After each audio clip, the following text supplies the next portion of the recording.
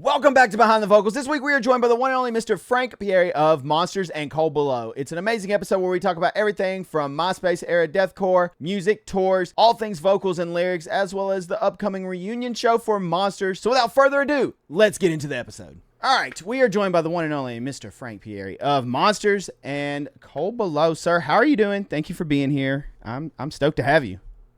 Thanks, man. I'm stoked to be here. Thanks for having me. I'm doing well. I'm recovering from every vocalist's worst nightmare, a little bit of a sore throat.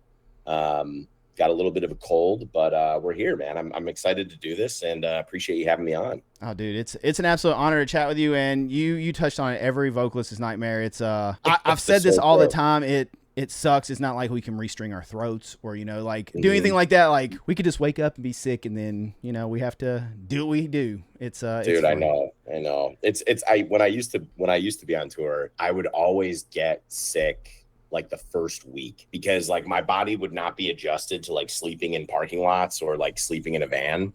And I would go, and you could ask anyone that I toured with, within the first week or so, I'd always have a fever or I'd have some kind of sore throat because I just wouldn't sleep. And if I don't sleep, I feel like shit. And then it just leads me to getting sick.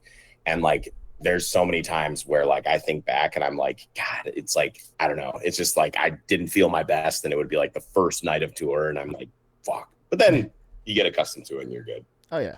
I feel like the first week of tour for everybody is kind of like the break-in period. Because it's like a reoccurring thing. Everyone's like, my vocals are a little rough. Like the first night will be good. Maybe go a little too hard. Next night, a little rough. And then, a couple nights we kind of get it. And then it's like you get in like a flow state after that. Like it's off and running and you're golden. Once you're dialed in, man, then that's where you want to be. Because there's like tour vocals and then there's like playing one-off vocals. You know what I mean? Like when we'd be on a longer run, like I think the longest tour we ever did was probably like a month and a half straight.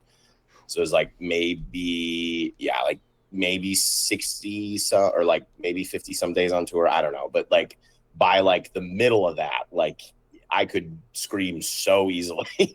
Like I felt so great versus like if you have a show booked out, like this reunion show we're playing, I'm like, shit, dude. I gotta like make sure I'm like either screaming in my shower or my car or something to make sure I'm all dialed in. But we have a good amount of jams scheduled until the show, so I think I'll be okay. But it's just different when you're doing it every day, and like I think that's a misconception a lot with vocals, where people are like, "Oh, don't you lose your voice?" And it's like, well, if you're doing it all the time and you're like doing it the right way, and you're not hurting yourself, you never lose your voice. It just makes you better at it repetitively.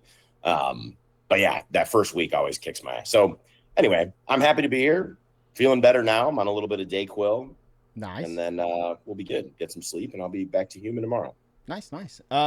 Yeah. So you mentioned it already, but let's dive into a reunion show coming up, dude. It's amazing. It's awesome. Super stoked about it. Lots of hype. Oceano's last ever. It's their last ever show or just last Chicago show? Last ever show, right? Last ever. So they're ending in their hometown. Like that's it. That's fitting. That's awesome. That's awesome way to go out. It's a huge deal, man. I mean, we were talking about this before we got started.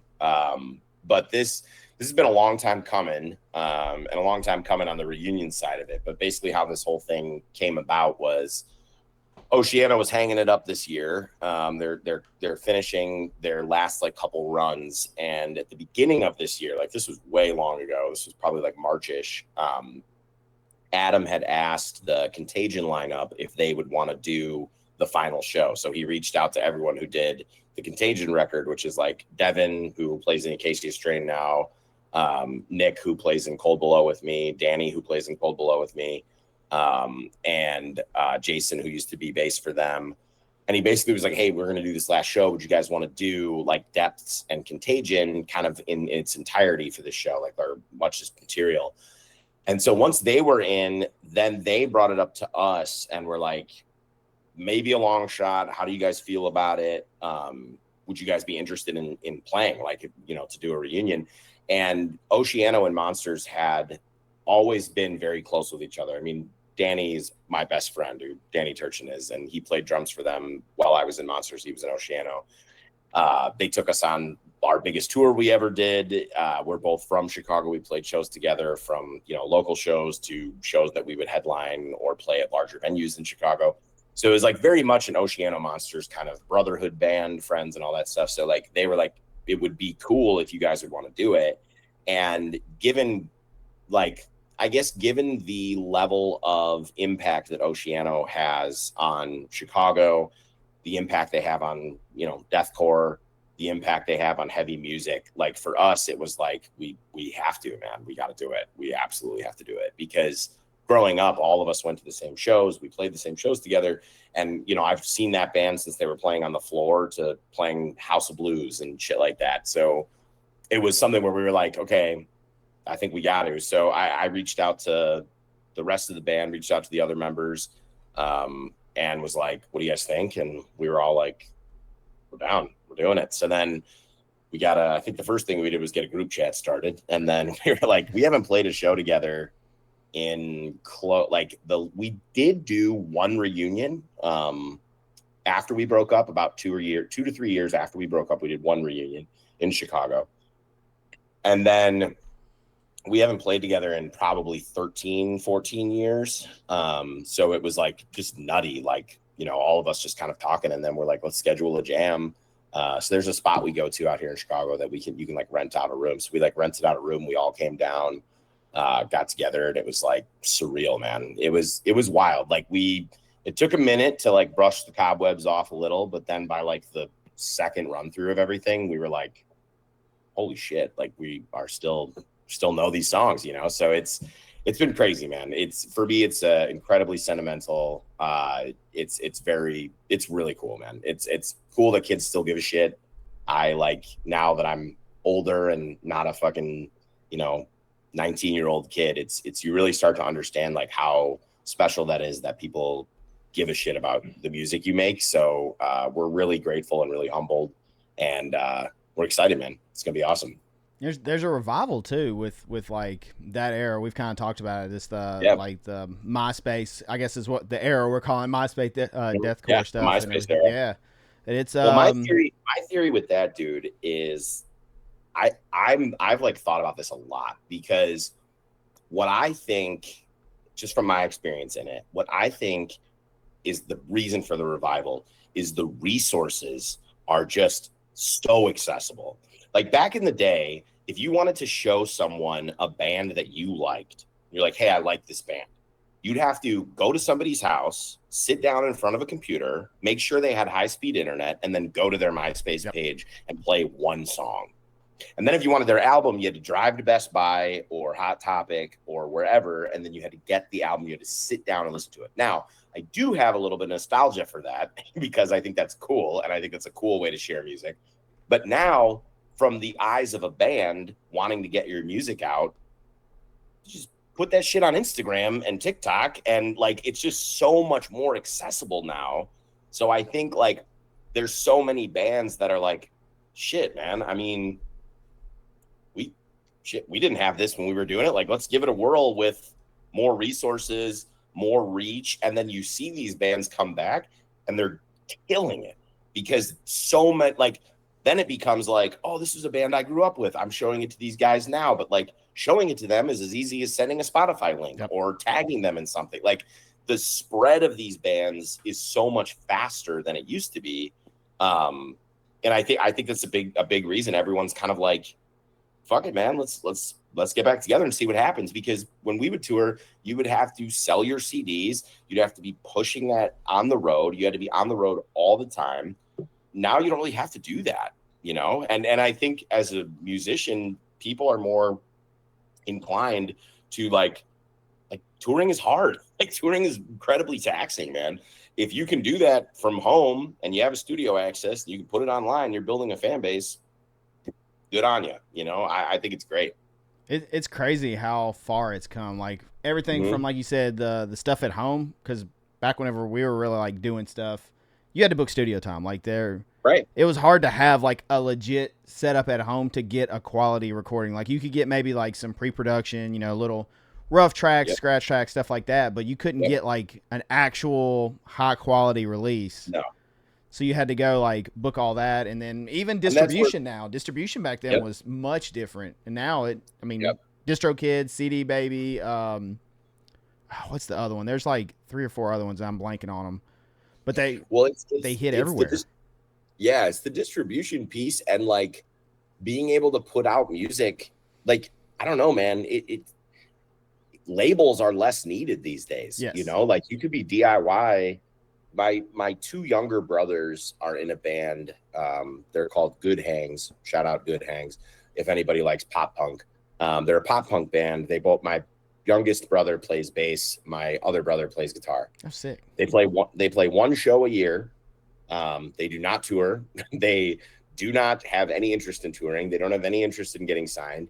And they have a studio at my brother's crib and they pump out their own music. They've got like 130 some thousand monthly listeners.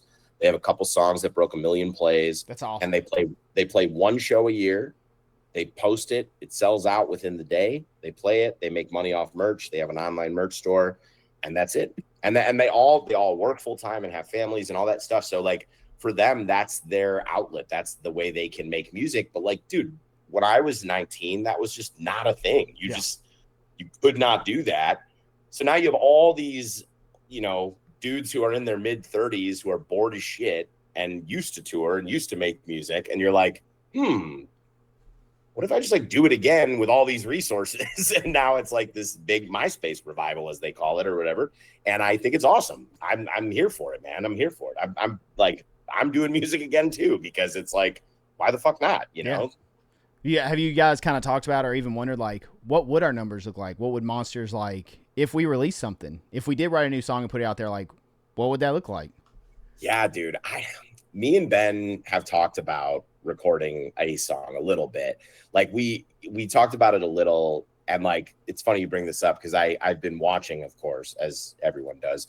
You watch your plays a little bit. So I'm watching, like, we have our EP on Spotify. And that's the only like Monsters Spotify. Our full length weirdly got put under another band called The Monsters, which is like a folk band.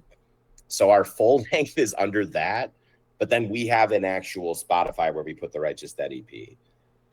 So it's kind of funky, but the Righteous Dead EP is like our Spotify. And like, since we announced the reunion, it's funny. It was like, I don't know how many plays were on there before, but now we're like in the like 1,500 range or so. And like, I was thinking about the same thing. I'm like, man, what if we like put out new shit?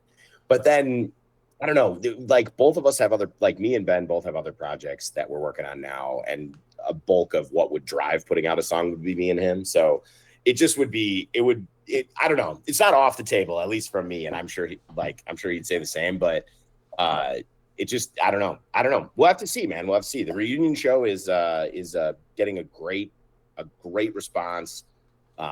Super cool, man. People coming out of the woodwork that I haven't talked to in decades, messaging me being like, holy shit.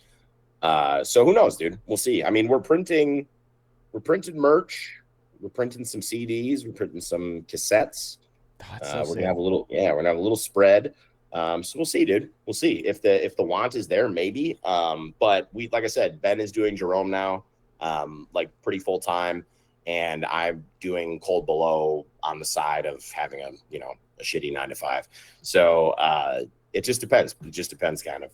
Okay, nice. I'm one of the few, or I say few, but I know there's a lot of people. I love physical media still. I still have like old CDs, bands, and like all kinds of stuff. I keep like old band shirts and like all kinds of memorabilia stuff. And to me, it's like, that's kind of like my keepsake, my memory lane. I'll be like, oh, I remember, doing this tour, or doing this, or playing with this band. These dudes are awesome and whatever. Or this album, I remember hearing it for the first time, going to the store, like you said, and buying it and putting it in and just being like, oh my God, what is this? Just so many good memories back then. So many. And here's the thing, man, physical media will get harder and harder to find. So if you got it, keep it. Like I have a good amount of our tour passes still. I have our the Righteous Dead EP on CD and vinyl, which is cool. Sick. The full length I don't have. You want some insider tea, man? Monsters does not love our full length. Why is that? We get nitty gritty now. No, we like some of the tracks. Some of the tracks are great. But I think when we did that record, we were not in the best headspace, I don't think. And like, there was a lot of cooks in the kitchen, a lot of outside influence. And there's some really heater songs that like I personally love. And then there's some songs that I listen to now and I'm like, dude, what is going on? But you know, you live and you learn. But the Righteous Dead EP is we're very proud of that release. It's always been what kids like more, and I like playing more. Like it's a little more aggressive, a little bit faster, a little bit more, you know, punchy, I feel like. And I just think those songs are just they're us at our best. And I think our full length was, I think we were good sometimes, and then other stuff I'm like, I don't know what we were doing, but I think that's important to be able to look at your shit objectively a little bit, you know, because everyone who puts out anything is typically going to be like, it's sick, dude, it's sick. And me at 19, when we released it, I was like, this is sick. And I remember thinking at the time, I'm like, I don't know if this is all sick, but maybe it is. It seemed like it was going well. Now looking back that I've been removed from it for so long, I'm like, dude, what? Some of those songs, I'm like, what are we doing? But either way, it's a cool experience. We tracked the full length record. We tracked with Justin Lowe, who actually passed away. If you know the name, after the burial. Yeah. He produced that record. And then, so that was a cool experience. I mean, we're like diehard After the Burial fans. So it was like so cool to like do that record with him and see his perspective on it and all that good stuff. But the EP will always be a little bit higher in my eyes. But I still, like I said, I have it on CD and then I got it on vinyl. It's framed like out in my hall. Oh, that's awesome. That's so cool. Yeah. Gotta do it. Okay. What I like to do to start the episode, because, you know, we haven't started yet or anything. We're just going. But I like to give you the floor and just let you introduce yourself and tell everybody a little bit about yourself. Yeah, cool, man. My name's Frank Pierri. I do vocals in, I guess, 2 projects currently. I do vocals for the band Monsters, and I do vocals for the band Cold Below. I'm from Chicago, Illinois. What else? I'm one of 6 kids. Oh, wow. I got 3 brothers and 2 sisters. Big ass Italian family. I have a beautiful girlfriend that I will probably marry in the next year or so. What else? I just bought a motorcycle. Do that a lot. Ride that a lot. But yeah, man, that's where I'm at in life. I work in sales for my day job. I work at a tech company selling software, which is terrible. I would recommend going to college. Don't go into sales. It's an anxiety-ridden mess. But I like talking to people, so it kind of worked out that way. But yeah, man, I live in Chicago now. Like I said, I got a good group of friends out here. Pretty much it, dude. I don't know what else. Yeah, that's me. That's me, dude. I'm vocalist in sales. It's not like you would have to sell your band every night on tour, you know, and like stuff like that. So I mean, I know. Kind of fits right in there. Yeah, you gotta. I mean, if you're gonna do vocals, you got to be okay talking to people, and I think that's what made me kind of drawn to sales. One, I never really liked school, so like school and me never got along. I barely passed high school, but I just wanted to, you know, I just wanted to have like a job where I could just people skills is really like what I like to do. And sales is kind of where that was. I used to work in retail for a long time. I used to work in retail and then pivoted with COVID. My job my last job got cut from COVID. So then I pivoted to software sales. And I've been now at the company I'm at now for like 4 years, nice. Which is cool. You know, it's a good living, but super stressful. Oh yeah. That's nice. All right. So before we get into this, we kind of already talked about being a vocalist and like selling and all that. I want to know what's harder, frontman, vocalist, because there is a difference. Like obviously you want to blend the two. Like ideally you want to be like charismatic, crushing vocals, commanding the crowd. But there's vocalists that they are super technical, can do anything and everything, but they don't captivate the crowd. They don't know how to like get the crowd to do whatever and like keep them engaged, if you will, right? And then there's the flip side of the coin where there's people that maybe they're not as inept and like doing all the stuff, but they can just have the crowd going wild the entire time. Like the crowd's into it. So which is harder? Which is harder? That's a great question. I feel like I lean a little bit more towards the frontman piece. Just because I don't know.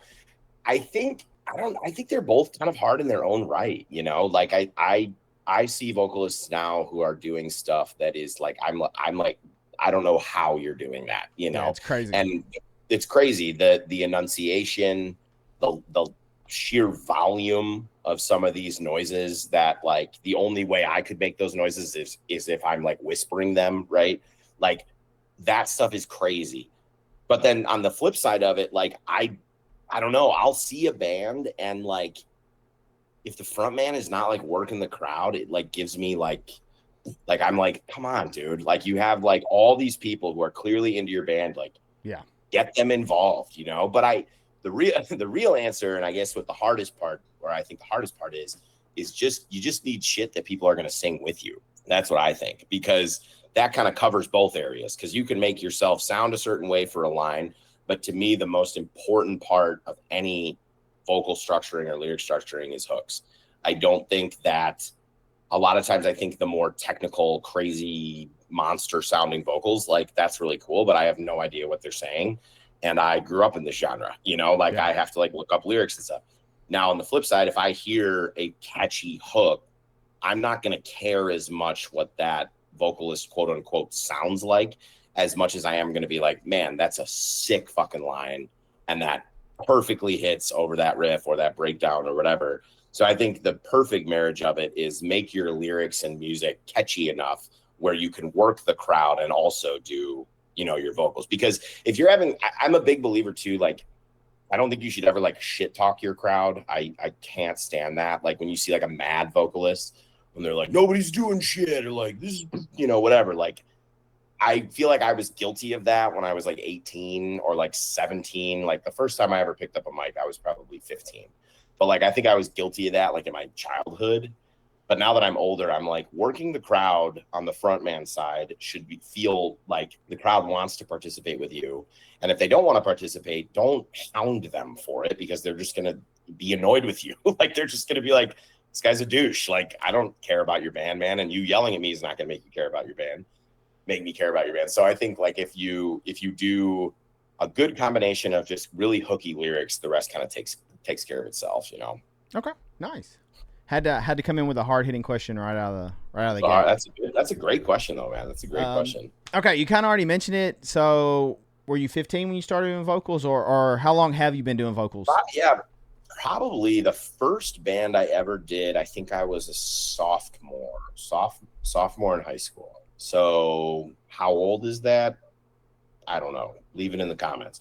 Like, I think I was probably like maybe 14 or 15. I don't know how, I can't remember that far back of like what age you are and what grade.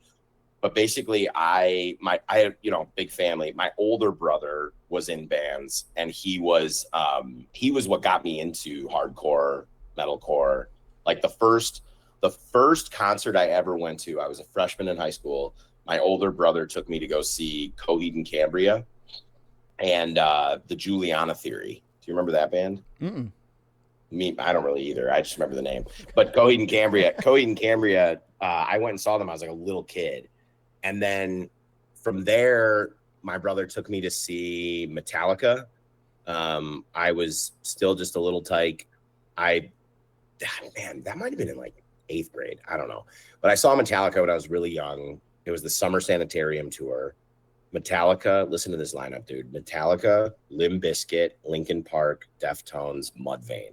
Oh my God. Like, good God, dude. Yeah. You want to talk about like golden era? Like, we missed the fuck out. I mean, I was so little at the time, I like couldn't participate in anything that was fun at that show. But like, I remember that was like one of the first shows that I ever went to. So my older brother was in a band. He played guitar. The three of my brothers are incredibly talented musicians and singers. They can sing. I can't sing. They can actually sing. They played guitar. My older brother was the first one to pick up guitar. He started like a metalcore band when he was in high school. And then, like every little brother does, you want to follow in your brother's footsteps. So I was like, okay, I want to do a band. And then at the time, my younger brother, who now plays in Good Hangs, he was picking up guitar, and he was like 11 at the time. And weirdly, he picked up guitar in like a heartbeat, like an instant. And he was writing riffs at 11. There's this picture I'll have to send you of him at like 11 years old playing our first show, and like a little swoop over it and over his eye. And then he had a On Broken Wings shirt. 11 years old, dude. Hilarious. And I was older, so I basically found other members. Like a friend of mine played drums, a friend of mine played guitar, a friend of mine played bass. And I was like, dude, we got to do this. Like, we got to set it up. So then I started this band with my brother called, it was called The Dial at the time. And I was probably like 15 or 16. And I had no idea how to do vocals at all. But I knew for sure I didn't want to learn an instrument. I don't know. Like, sometimes I wish I did. Like, I have zero music knowledge, zero music theory, nothing. But I do fucking love hyping a crowd up, and I love yelling. And I basically was like, okay, my brother's gonna write the songs, which like he'd write these songs, and then he would just like teach them to the rest of the band, which was crazy because he was like a baby at the time. And then I did vocals, and the first time I ever did vocals was my buddy Zach Christie's basement. Was the first time we jammed. I think we had like I think we plugged a mic into a bass amp maybe or something. I just remember him having like a bizarre rig. And at the time I was like, whatever. And then, yeah, that was the first time I did it. And I don't really know how I figured it out. I don't know. It just kind of happened. And then I fell in love with it. And I was like, this is so fun. And, you know, being a vocalist, dude, like it's a sick gig in the band, dude. There's a lot of pressure on it for sure. And it has its hard parts, but yeah, I was probably about 15 years old when I started. I think I'm a weirdo. I actually like the pressure to an extent. Like, yeah, sure. Like you said, all eyes are kind of on you for the most part. You're the front man. Mm-hmm. You're out in front of everybody doing the thing. But I kind of like that because it made me like, I always wanted to be on my A game. Like I was always like, oh, I'm bringing it, you know, and just have to set the tone. Yeah. You gotta go into it, especially playing local shows. And even when we got into touring later in my life, you're gonna play shows for no one. And I always kind of had this in my mind where like, no matter how many people are there, I want them to enjoy us. So if it's one person that walks away going, oh, that band was sick. Cause I think about myself a lot of times. Like there's bands that I saw when I was a kid and I was like, this was the sickest band I've ever seen. And I'm just one kid. And I went home or I bought their CD or whatever. And I was all bought in. And then that band had like a definitive impact on me because I felt like I found them at this little show or whatever. And then I loved their stuff. And like, I think on the other side of it being in the band, if you can get one kid to enjoy your music, I think that's a win, dude. Like, I think that's where it goes back to like frontmen who like talk shit. Like, and again, I'm sure you could find some old videos of me talking shit somewhere, but like now that I'm older reflecting, but I'm like, it's like if someone spends time to watch you and you're not a national household name, like that is a win, dude. Like that is 100% a win. And if they like it, even better. And I think your job as the front man is to not lose the intensity of the band. If there's 3 kids or 4 kids, you know, like I see this all the time is like, you know what I'm talking about? The like face away front man, you know, like there's no crowd. So he just puts one foot up on the drum the kick drum and just yells, screams like that. I'm like, you got to break through that, dude. You got to pretend like there's a crowd there because the 4 or 5 people that are watching you paid money to watch you and they're taking time out of their day to watch you. So give them a show. Like, you're not owed anything, dude. Like you got to kind of earn it. And if you're starting small, you still got to put on a good show. Absolutely. I always had that mindset too. Like kind of like you said, if it's 1 kid, 2 kids, you know, or even the other local bands around, because I know you've played shows too, where it's just been bands only, like everybody's just there supporting each other. But you have to think of it like, kind of like you said, if there's 1 kid out there, you make them a fan. They get around their friend group. Hey, check out this band. Then maybe they bring 2 friends next time, or maybe they bring 1 friend. You know, and you keep building that way. And you never know who's in the crowd at any given time and like what kind of impact. So you have to bring it. You can't like phone it in, I guess, for lack of a better term, like and just be like, oh, whatever, everybody's here. You got it. I think that's something that Monsters did. Something that I'm proud of our band that we did is we played some rough tours, man. We played some rough tours. The first like true out of state touring we ever did was like a week long with some band. I don't want to like make fun of anyone, but it was a tough band to tour with. It was an interesting sound and they dropped after 2 days, which was funny. So it was literally this band that we got connected with. I don't really even know how. They dropped off the tour. So then it was just us. We had never toured before, no internet presence. It was just like us in a van. And I remember we played a show for like literally, I think like the bar staff and like the sound guy. And, you know, that's the thing is like, but you can't not put on a show. You got to still put on the show because it's like you said, one person tells another person. And I think just this year, for me, I get a lot of fulfillment out of seeing, you know, one kid be into our stuff or one kid be into anything that I do. I think, like, again, I think that's incredibly humbling. And as I've gotten more mature in my life and older, like, I've really kind of started to understand the magnitude of that, of like someone being like, dude, I love your guys' song, record, whatever. Like, because I'm starting to realize how important albums are to me in this stage of my life. You know, I'm closer to 40 than I am 30. So like, I am starting to understand the impact of some of the stuff that I've grown up with. And it makes me incredibly grateful. And, you know, and I think to myself, I'm like, there's times where you could have phoned it in, but you got to just do it, man. You got to do it because it's such a blessing to be able to do it. Yeah. It's such a blessing that anyone even gives a shit about your stupid band. You know, like if it's a blessing for anyone to check it out. So you're the one on stage getting this crazy cool experience. You got to give it right back, you know? Yeah, 100%. I love that. Okay. So you kind of already touched on like what got you in to inspire you to become a vocalist.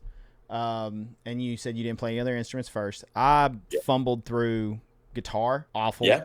Terrible. Like, well, literally just they would have showed me, they're like, hey, do this. I'm like, sweet. Lots of breakdowns, lots of chugging, whatever. And then I did bass for a little bit, same thing. And then finally I was like, this is not what I'm supposed to do. Like, said, you got, like, we have way more talented musicians than me. Like, let me do the mic, let me take over, and then, you know, off and running. Right.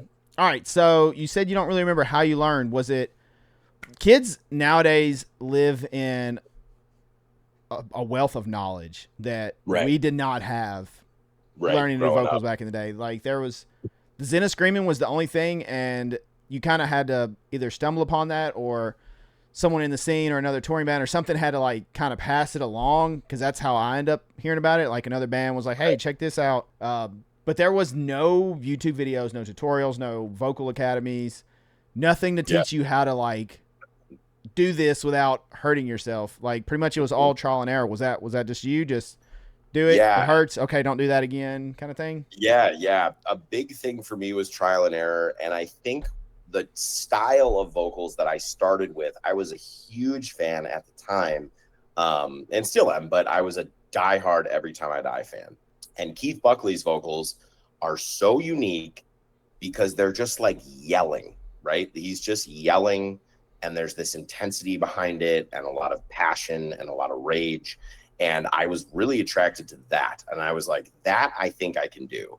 Because what I would do in the early stages with trial and error, for me, was all about how loud I could get without hurting my voice. And I think that's sometimes where vocalists miss it, is like, I can, you know, make a sound like, you know, a more crazy, deep, low kind of sound or whatever, but I might hurt myself. And it's also not going to be very loud. For me, like, this is kind of me being like I don't know, nitpicking, but like, I'm like, if your vocals are not loud, you're not really doing vocals.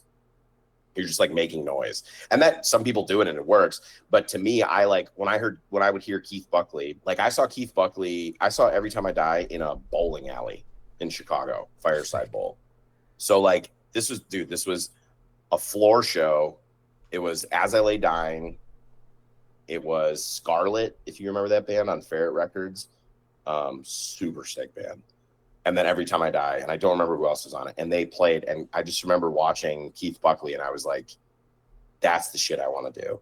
And the older stuff that I was in before Monsters and Cold Below was more of that feel. It was kind of like a little more yelling, a little like, if you listen to some of our stuff, like our song Ignite the Underground, the fast vocal part at the beginning, that is like me just yelling. It's not really like doing anything, because that's what I grew up on. I grew up on just doing yells, and all, like, the part that was important for me was enunciation.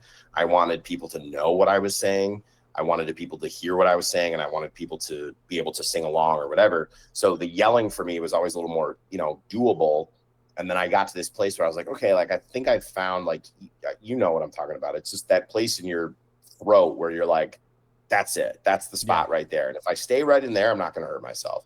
And once I found that, then I started to play around with doing more tones and starting to lower it a little bit. And then when Monsters started, we wanted to be really heavy. And I remember when we started Monsters, it was like a question of like, are Frank's vocals going to work? Because I was doing so much yelling at the time that I had never done lows.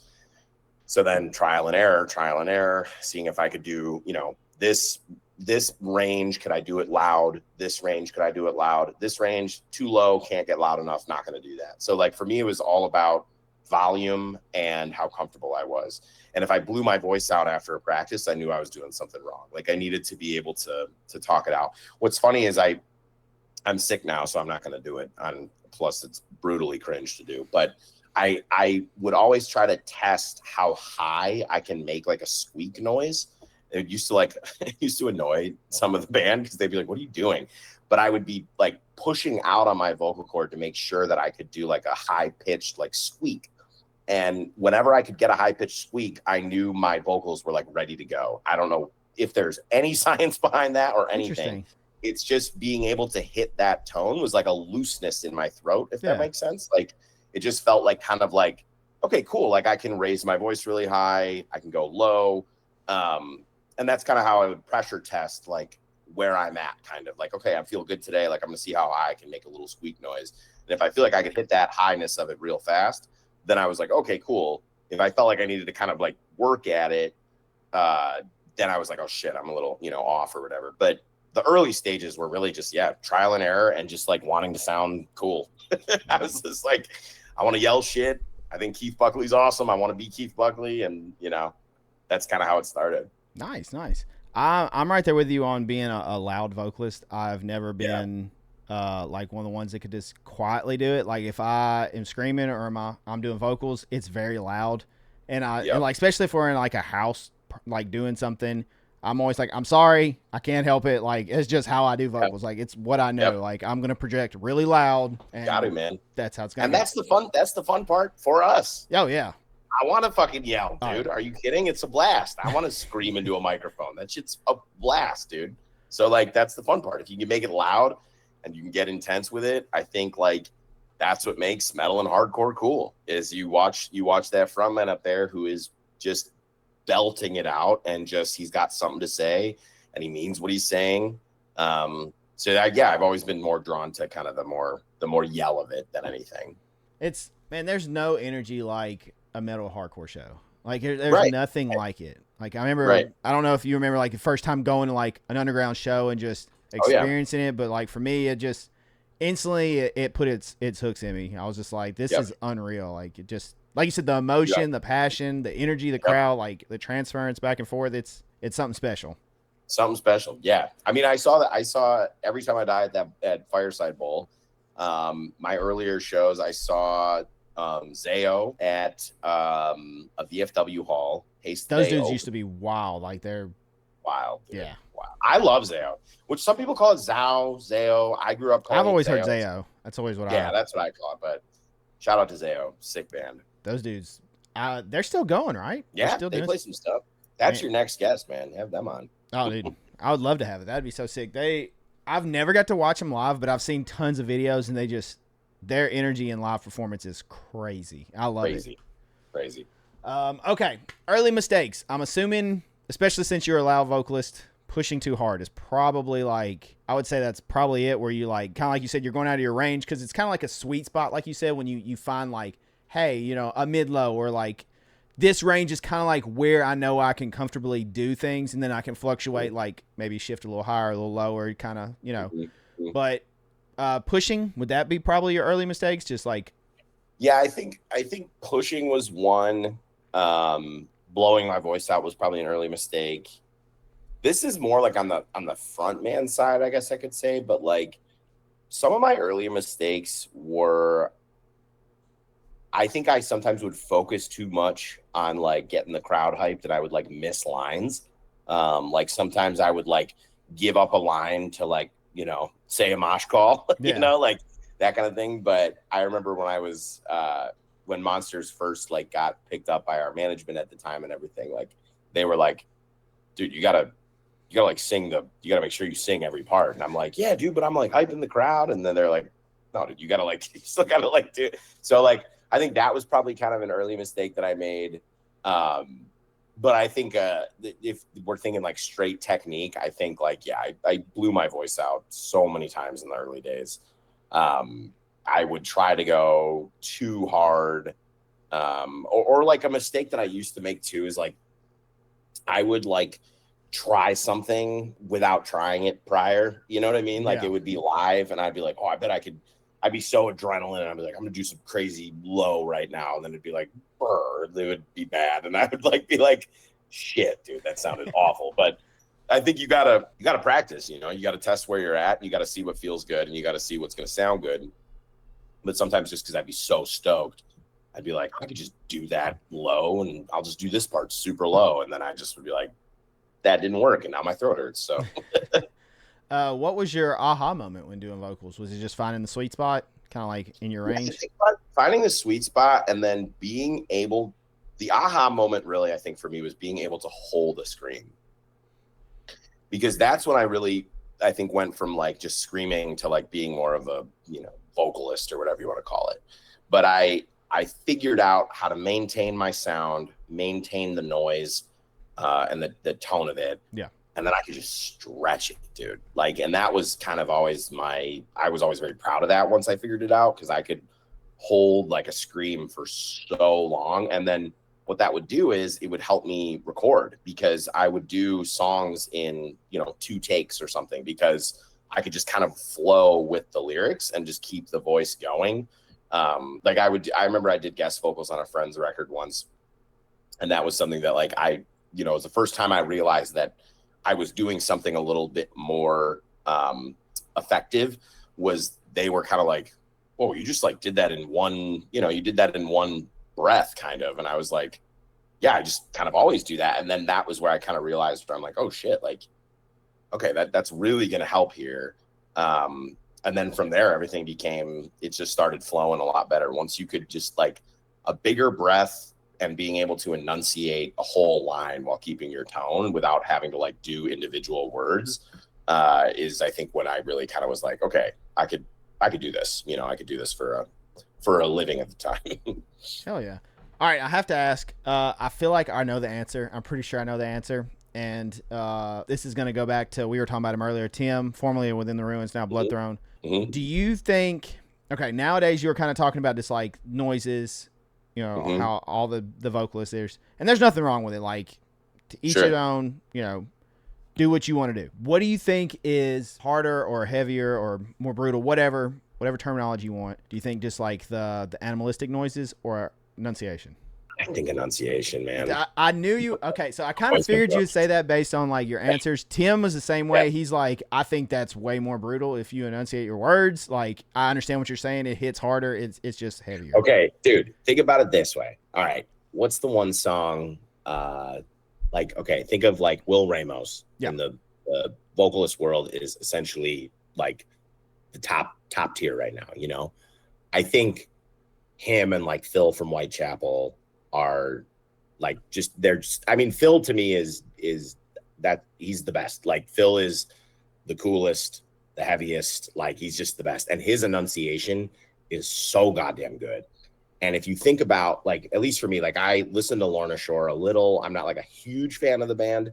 I like that earlier stuff, like what is it, like To the Hellfire, that EP and all that stuff. But that one song where Will Ramos says, to be honest, I don't know any other lyric except when he says pins and needles. Do you remember that? Do you know that lyric I'm talking about? I'd have to send it for you, but it's like right before the ending breakdown of this song. And it sounds like a goblin. It sounds crazy, but I can hear him say pins and needles. And that's going to stick with me over any low, over any crazy guttural. I can hear him say that. And the same thing goes for, you know, think about all the big lines, dude, like all the big hooks, all the huge shit. Like, okay, even like Suicide Silence. You think of Suicide Silence when like Mitch was in the band, right? How many Suicide Silence lyrics can you understand? Like, he literally says the doctors won't be able to recognize your fucking face or whatever in that song. That sounds like a crazy monster when he's saying it, but he is literally enunciating to where you can hear what he's saying, and that shit is cool. That's cool, man. That's Tim does a great job of it too. What Tim was always, I loved touring with them. God, oh man, that was the first full US tour Monsters ever did, was with Within the Ruins, and that tour was so fun. It was the first time we did coast to coast. Within the Ruins was a headliner, and they were by far one of the tightest bands live I've ever seen in my whole life. And Tim is a fucking tank. And what he's so good about him is he just talks it. Another good example is like Carl from Misery Signals. Misery Signals on the Controller record, you can understand every word Carl is saying. Great record. I love that record. I love all Misery Signals, to be, so let's be clear here. Goated band. But I think about Controller a lot because Carl's vocals on that were so enunciated but so powerful at the same time, and I think that's the coolest shit, man. I think you can, again, it's what type of hook you're writing, like what type of lyric that people are going to catch on to, and then do kids know the lyric? Like look at Jerome, right? Like the song Eat the Gun, Eat the Gun, right? Like if you're familiar with Jerome, Eat the Gun is the hook. Eat the fucking gun. That's a huge hook for like the era that it came out. That was perfect. And that's not Boz, the vocalist of Jerome. He sounds amazing. He sounds so pissed, but I can understand what he's saying. So now in the crowd, if I'm a person watching them, I can feel how angry he is. And for me, music is catharsis, and especially heavy music is how you get that catharsis out. So like for me, I want to hear what this vocalist is saying, and I want to hear him sound like a fucking psycho, because when I'm really into the music, or like, boil it down to Corey Taylor, dude. Like Corey Taylor is by far one of the greatest frontmen vocalists ever. And you listen to the self-title, you listen to Iowa, there's never really a point in those records where you're like, what's he saying there? And I think that's, again, I can't do low gutturals, so maybe I'm biased. And so I have to give those guys prop too, and recognize them for what they are. That's an incredible talent. But just for me, I've always felt like you gotta hear what that vocalist has to say. And if they can do it in a way that's aggressive and nutty and crazy sounding, but I can also understand you, that's the money. Yeah.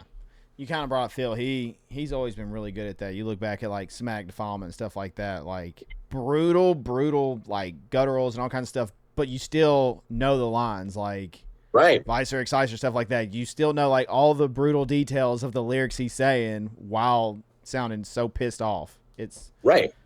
And like, so I'm saying, like, if you look at any of those, like Mitch from Suicide Silence is a great example of it. Like you can understand so like, where is your God? Like, where is your fucking God? Like, dude, that is genius, right? Genius writing. And you can hear him saying it, and he sounds just as crazy as any guttural crazy dude, but I know what the fuck he's saying. And that's why that band is a pioneer, because people will follow a band that they know the lyrics. Then there's the merchandise, then the shirts have all the shit. Like I see a lot of, bands that are super heavy and I can't understand anything the vocalist is singing.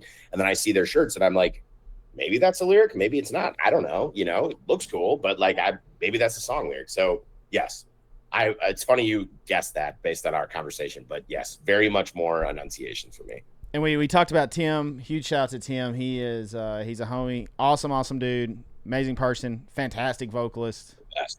Dude, and Within the Ruins, man, I can't say enough good stuff about that band. I've followed them for years, lucky enough to call a couple of them friends and stuff, and like so talented, such a good band. So talented. Kyle is the Vulgar Chef now. Do you know about that?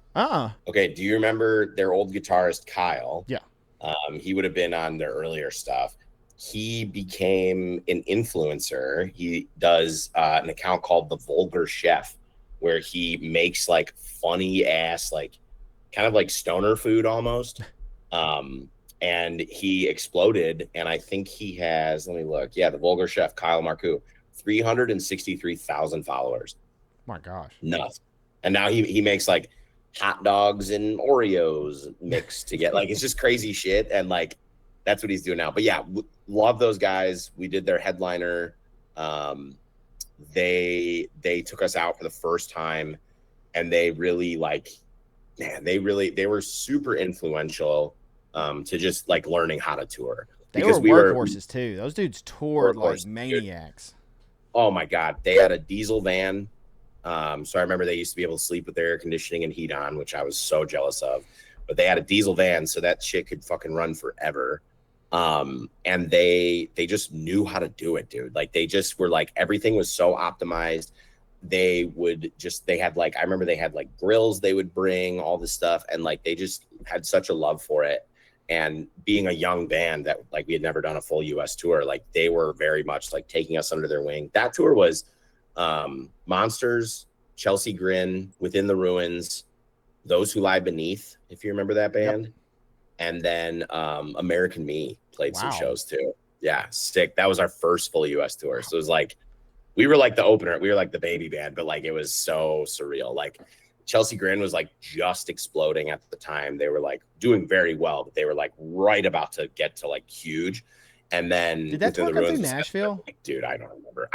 I'm sure. I think we might have, honestly. Did you ever listen to Those Who Lie Beneath? Yeah. Yeah, that's Jamie Hank's old band who's in I Declare War. You should get Jamie on here, dude. That's a G. That's another dude. That enunciation reigns true with him. And he is a machine. Like me and my friends talk about him all the time. And we talk about that tour specifically because we're like, dude, that band was a little more death metal than any of the other bands. Like we were all like breakdown bands, and like they would go on stage and it was just shredding, dude, just nuts. But yeah, shout out Jamie. He's another good one to have on the pod. Dude, good times, man. God, these tour packages you're saying are just crazy. It's crazy to think like how much has changed, you know, like we were that tour. There was nights we played for 20 kids, that tour package, 20 kids, you know, and now it's like Chelsea Grin's like huge. Yeah. Okay. So routine, we kind of talked about like doing a one-off show, tour, studio, all that stuff. Do you have a routine to get ready? Does it change based on those, like the situation? Like if you're doing one-off or if you're on tour or if you're going to studio or even if you're sick, well, what all do you do? Yeah. For me, I'm a big honey guy. Some of that I think might be a placebo. I don't know how much it helps, but it helps me. So I usually do like, I'll just drink as much honey as I can, get some tea. Tea is good. Like if you get throat coat, tea is good. And then weirdly, a thing that I like to do, one, I obviously like, I'll go in some back area and just start screaming to like get my vocals warmed up, or I'll start just kind of yelling. A weird one for me, I don't know if you like have experienced this, but I like doing like a carbonated drink before I start warming up. Cause it's gonna be kind of gross, but I think it gives you like a little more phlegm. It gives you a little more like the raspy sound of your voice. So I like doing like an energy drink, something carbonated, and then I'll start dosing the honey. And then a big thing for me while I'm warming up is hot water. After I've done a little tea, a little honey, I'll just fill my water bottle up wherever I'm at with like pretty hot water from like whatever sink I can find. And then I just chug that. And that just keeps your voice warm. It keeps your vocal cords loose. And I don't know, you just sound better. When I drink cold water, to me, cold water almost like closes your throat a little more. I love drinking it, right? But if you're going to do vocals, I will do like hot water in a bottle. And then I just will sip that. And then I try to, usually what I would do on tour, especially, is like whatever band was before us, I would like go backstage while they were playing and do vocals to see kind of how loud I was. So like I'd be right next to the stage kind of, but like off to the side, so I could gauge like, okay, where do I need my levels to be where I'm not hurting myself when I can hear how loud the stage is going to be, if that makes sense. Yeah. So I would do a lot of that. And then some of it is just, some of it's mental, man. Like some of you splash water on your face, listen to something that hypes you up, or like, a big thing is just like, I just kind of think about like, I got some shit to say right now, like I'm going to take the microphone, I'm going to go yell. So the mindset part, I have a very complicated relationship with it sometimes, because if I'm like not in a good headspace about it, sometimes it's harder to get there. So like I have to kind of hype myself up or whatever, I have to like be ready. Like I always sound the best at a show. I never sound as good at practice, because like when I'm like in a little jam space with just 3 other dudes or 4 other dudes, and I'm like having to like scream right in front of everyone, I hate it. I don't like when like people, I don't like being watched if I'm recording. I get like super weird. I'm like, can you guys leave the room and let me do this by myself? But It's I don't know. awkward That's just, recording, especially at first. It's so awkward. Everybody else does their thing, you know, they're sitting there or whatever, and then you get up there and it's like, all right, now I got to go yell. yeah. And then there's like, of course, like, and you're there's doing nothing, you know, you just have the music in your ears and they can't hear anything. They just hear you screaming. Yeah. I always found, like, I don't know what it is. Like, if I had a bad day and it was a show, like, I would somehow channel it. I don't know what it would do. Like, anger, I would be like, all right, I'm a little more pissed tonight. And like, I was like, it's always a switch to flip. Like when it's showtime, you know, like you get that nervous, like excited energy, but then like the intro starts and you're like, all right, go time. And then it's just like, all right, here we go. And it's, man, there's nothing like that. There's nothing like it, man. Nothing like it. I always did room temperature water. I never did hot water. Yeah. Cold water, though, I'm with you. I don't, as much as I would love cold water because you're up there dying, you're so hot, you're sweating. Yeah. It just, I think it does do something. It like tightens or constricts the vocal cords, the throat. Something, it does something. So something. I mean, lukewarm, I would say, either way, like either warm or hot, I just think it's better than cold, you know, like it's gonna just let you be loose way more. Absolutely. I've heard a few people say the carbonated drink, so that's interesting. Yeah, I learned that from a kid way back in the day when I was like just getting started. He's like, dude, drink a Coke. It like makes you make more rasp. And I was like, all right. And then like, you know, it's stuff like that where you're so young, you're like, I don't know if that is actually doing anything at all. It could be complete placebo, but it's just what I've always done, you know? And I think for vocals, that's very much like on the mindset piece or getting your head right about it. I think if you've always done it and it's helped you feel ready to go, do it again. We're creatures of habit in a way. Right. Like we find stuff that works, we perform well, and we're like, all right, we're just going to stick to what we know works. Right. Totally. Okay. So vocal care, do you do anything for vocal care other than the teas, the honey, stuff like that? I don't, dude. I probably should be better. At this point in my life, I'm doing vocals so rarely that like I don't do as much upkeep.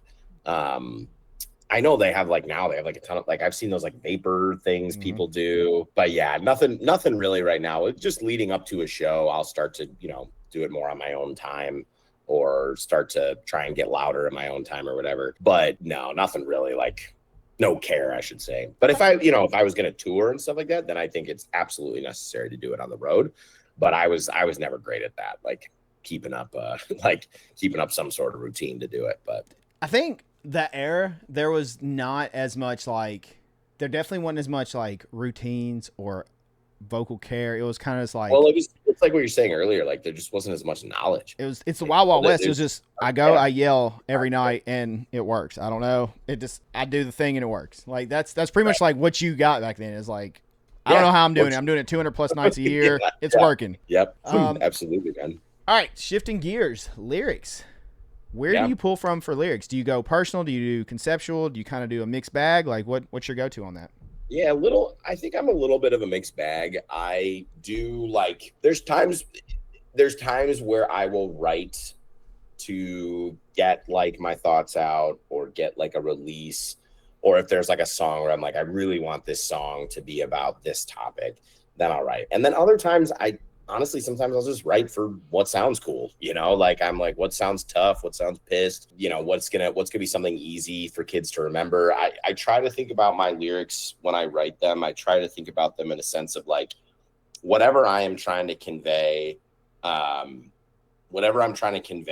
would like that lyric to be relatable in more ways than one, if that makes sense. So like if you're hearing a lyric, maybe how I intended this song, or how I intended to write this song about whatever topic I'm writing about, but the words that I'm using, I want to be almost like a broad enough brush where people can just like hear that and be like, okay, like I can just relate to that line, or I can just relate to, you know, what he's saying. This one line is really great. And then the other part of it is just, you got to kind of write for what's going to fit the song. You know, that also is how I structure a lot of my lyrics and stuff. And like kind of how I'm building a song or structuring a song. A lot of that is what is going to fit with the riff. Like, is it going to be catchy enough with the riff? And what I'll do is I'll sometimes just mouth like a pattern myself. And then I'm like, okay, this is the pattern I have in my mind. I maybe have a theme for this song or an idea. What do I want the song to be about? And then I match it to that pattern. So I typically will do the pattern first and then the lyric after. So like that helps me think like what's going to be catchy, what's going to be memorable. And then if I have a theme for the song, now I know what the pattern is. So now I kind of like, I almost picture it like I'm picking picking words, or like, okay, this line is going to go here because it matches that pattern. Or if I flip these words around or I rhyme this word or whatever, then it's going to match that pattern. But to me, I think how your vocals are fit over the song is the most important. So I like to start with like, all right, I don't know the lyric yet. I don't know the hook yet, but I've got the riff. What does the vocal need to be doing here? Is it a blah, blah, blah, blah, blah, or is it a blah, blah, blah, blah, like something like that. And then from there, write what you want to write, but keep that in your mind of like, okay, I need it to fit in here. Because then I just think the song sounds so much more conducive. I've never been able to write a lyric like I have this sick lyric and I'm just gonna like put it in a song. Usually the song comes first and then I have an idea of what I want the song to be about or what I want the point to be about, and then I'll start to place it like that. Okay. Nice. What you said is one of my favorite things I think about this genre of music is like the broad, like how lyrics can be interpreted in different directions depending on the person, their situation, like how you wrote it and you intended it like, hey, this is what I meant, this is what it meant to me, may not be how I take it and how I attach it to my life. And I've always absolutely loved that about this genre and the lyrics and how people get them. Because I've had people come up and say, oh, well, this song that you wrote is about this and this. And I'm like, okay, awesome. That's not how I wrote it, but dude, that's sick. Like, I love that. Right. That's cool. That's not how I wrote it. Yeah. The funny thing with that is like a lot of songs that I wrote with like themes, right, or like about things, I always think to myself, I'm like, I wonder if anyone like picked up on what I was trying to say. But for me, it's more important that you take the words how you want to take them, and like if you have a line that you intended to be one, like I think about, I definitely think later in life, like doing Cold Below now, I definitely put a little bit more thought into what I want to say, where back in the Monsters era, when we were touring and stuff, a lot of it was just very focused on, like what's going to be the sound, what's going to be the best for the song, like that kind of thing. Because we were, signed and we were doing things that were, we had to be moving quicker. Doing stuff now is a little bit more of a hobby than anything. It's given me time to be like, okay, I have a very, very personal topic I want to talk about and I want to like put it on paper. Not that there wasn't that in Monsters. It just is more prevalent now that I'm a little older and more mature, I guess, So I have to ask before we continue down the lyric path, how do you think it is? We kind of touched on this earlier with like how the music industry is now in 2025. You talked about being signed and everything, and it definitely was more if you wanted to do as a career or to get your music out, being signed and having management and all that stuff. Like back in the day, touring your ass off, kind of like you said, like that's how you got your music out there because you don't have the luxuries we have now of streaming services and, the internet and everything that it is now. Do you think it's harder being in a band then compared to now with like the massive amount of music that gets put out now and, it definitely gets buried or what do you think about the industry as a whole? Are labels as necessary as they were? Yeah. Like I personally, just from watching my brothers do their stuff, I just, if you have the resources, why do you need a label? Yeah. You have internet, you have like social media, you have Spotify, you can upload your own music. If you have the resources to record your own music, to me, I'm like, if you have access to a studio, what do you need? Like, I guess the label could do promotion for you. We had Monsters we did not have a great time in that world. There was a lot of tricky stuff we went through in that department. But I think like what I think, I guess to answer your question is like, I think it's probably easier to put out music. I mean, not probably, it is easier to put out music now. The tricky part is market saturated. Yeah. So now you got everybody's putting out music. So you got to really find a way to stand out, right? Which is like the virality part of it, or like going viral or getting a song that people love or whatever.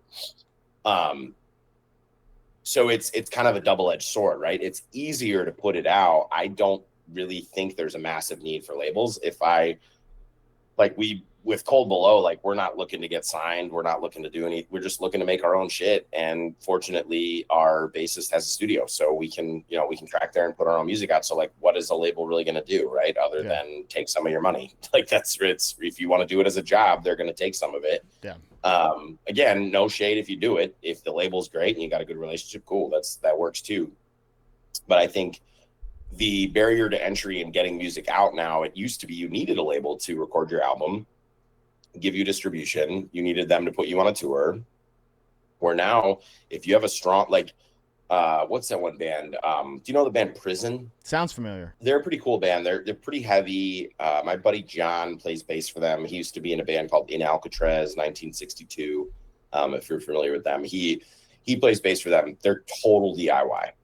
Their like whole shtick is no label. Like they do big tours with a huge following. They probably make a lot of money. Like they make good money, and they just have a good internet presence and they write good music. And that's really, to me, is like you're just gonna give someone some of your work and some of your art where you have the access now. But on the flip side of that, like I said, I mean, you have now so many bands that there's a new band popping up all the time. So you're like, shit, I don't really know who to follow. Where that's, I guess that's where a label could come in a little bit, is like, if a label has a good recognition of their brand and their label, people are going to be drawn to who's the next band on that label kind of thing. But I think now it's easier to do it, but it also brings a new challenge of, there's just a lot of people doing it. It's been funny, like, or not funny. It's just been interesting watching labels like evolve. Kind of like you said, like, distribution, tour packages, management, like all the stuff that they used to do to help you with to kind of get you to the next level, get you out there, get you exposure in front of more people,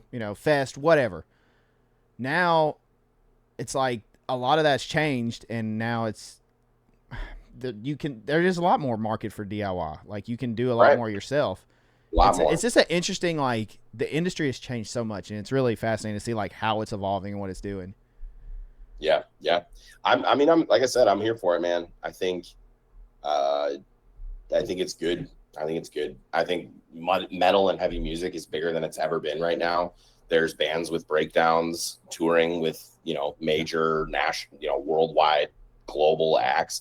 Like Knock Loose doing that Slipknot tour, doing a Metallica tour. I think that's amazing. And on, was it Jimmy Kimmel? Isn't that where they went? Yeah, Jimmy Kimmel. Gojira did the Olympics. Yeah, like, these are things that are, I love it, man. I love it. And I think the people who don't love it, or the people who are like, the whole like, oh, that's too mainstream or something, or anyone who's more like gatekeeping of stuff. I'm like, it all is better when more people go to shows. Like, if there's more people going to see music, that's good. And good God, man, get us away from our screen for a little, go to a show, hang out, get drunk, sing the lyrics, that kind of shit is, buy merch, dude, support the band.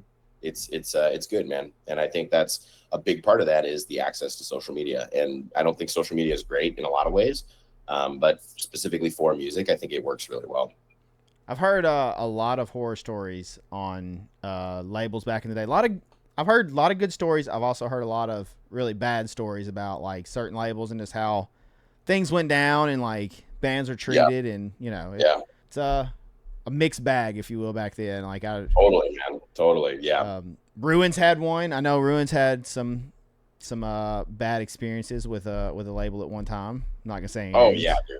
I mean, we everybody did. I think the hard thing too about the age back then is, we were 18 and 19 years old, and you're just so impressionable, man. And you hear about so many bands getting fucked over, or so many bands getting screwed out of shit, and it's like, of course they did, because they're kids, touring and playing in front of 400 kids, and you have some person come up telling you they can make you this and whatever. Like, you just are not, you don't have your frontal lobe is not developed all the way. So you get into these bands would get into contracts and things that are like, they're not good for the band. Yeah. But at the time you're like, this seems like the right thing to do. It's getting you a contract, and then you're ending up in debt, not playing any shows, and you're just on some roster somewhere and you don't get put on anything.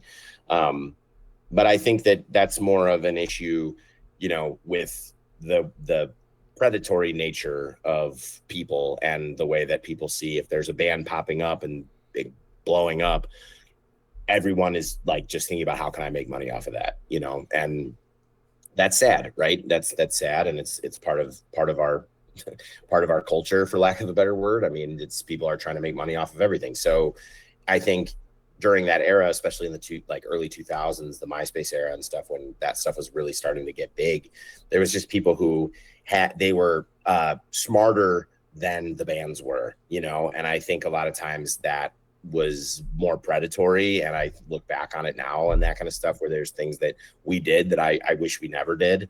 But being young and impressionable, you're just like, well, this is the right thing. This person is way more experienced than me, or their band is way more successful than mine, so they must know what to do. When the reality is, you're a 17 or 18-year-old kid whose band is getting hype, and there's someone who's a little bit more savvy than you, and they're like, how can I make some money off of that, you know? So that's my thing too, is I'm like, if you can do it on your own, it's always going to be safer for you. Like, if you can do it on your own, do it on your own. There's so many artists that are unsigned and killing it and doing well, and, you know, making money off streams or merch or online stores, whatever. And they don't have to answer to anyone. And it's hard, you know, it's hard when something that you love and you pour yourself into becomes like a product, you know, and that's tough, you know, that's tough. And when you're young, I know I was guilty of it, of falling into that, of being like, we got to do this and we got to do this because this is what the label says or whatever. It's what management says, you know, we got to do it. And like, for me, I was just gung ho the whole way and pedal to the metal. And I think that there were things that I wish I didn't agree to, and things that I wish I didn't ask of the band or ask of, you know, the people that were in the band, because I was just pushing as hard as I could. And I think that's like, looking back now, I think there's I'm just like, I was a fucking kid, dude, like being told by people way older than me in way bigger positions of power, being like, this is what you have to do. And you're like, well, I guess we have to do it, you know? It's either that or I'm going to go back to playing in my basement again, or, you know, that kind of thing. But anyway, you know, you could do a separate podcast on that whole thing. I have to know, so did you ever book a tour through MySpace? You had to, right? Like, there had to be shows booked, tours. Yeah, our first tour ever was done by I want to say somebody on MySpace. The first shows we were playing, I mean, all the first shows we were playing were all through MySpace. So it'd be like, just message us on MySpace and we'll play. And then those were the golden days too. I used to love that. Like, bands just hitting bands up, like networking and just being like, hey, you want to play in such and such place or whatever. Yeah. God, man, it was good times. MySpace, simpler times. A lot less social media to worry about compared to now. Now there's just one social media. MySpace. That was it. Get a sick layout, have your music going. Hope you're top 4, top 8. You know, just keep the homies in it. Right. Man, good times.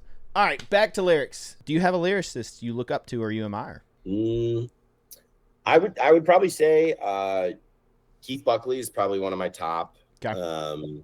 Corey Taylor, another big one from Slipknot. I love Serj Tankian from System of a Down. Big fan of them. I'm a huge fan of Brian Knocked Loose. I think he's in fucking just the G. So good. Another one, I'm trying to think of more like outside of metal. If you're familiar with the band Touche Amore, are you familiar with them? They're really cool. Their singer's awesome. His lyrics are incredible.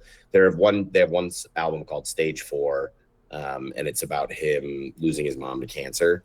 And dude, like, put it on and I dare you not to cry. Like, it is so good. And his vocals are so cool. It's more yelly. It's like almost like punk, but like a little more pop influence. But his vocals are really yelly and really raspy, and you can understand him the whole time.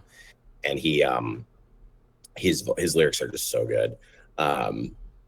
Older stuff, man. I mean, I was a huge like Thursday fan growing up. If you know that band, like I was a fan of their lyrics. I liked, do you know the band Me Without You? Yes. Yep. They're another one. Their lyrics are really cool. But yeah, man, I mean, I think like if we're talking heavy, I definitely, Corey Taylor is a huge influence.